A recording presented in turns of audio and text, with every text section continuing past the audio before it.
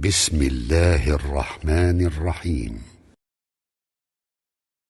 والشمس وضحاها والقمر إذا تلاها والنهار إذا جلاها والليل إذا يغشاها والسماء وما بناها والأرض وما طحاها ونفس وما سواها فألهمها فجورها وتقواها قد أفلح من زكاها وقد خاب من دساها كذبت ثمود بطغواها إذ انبعث أشقاها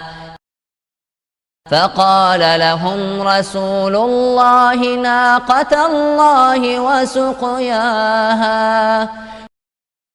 فكذبوه فعقروها فدمدم عليهم ربهم بذنبهم فسواها ولا يخاف عقباها.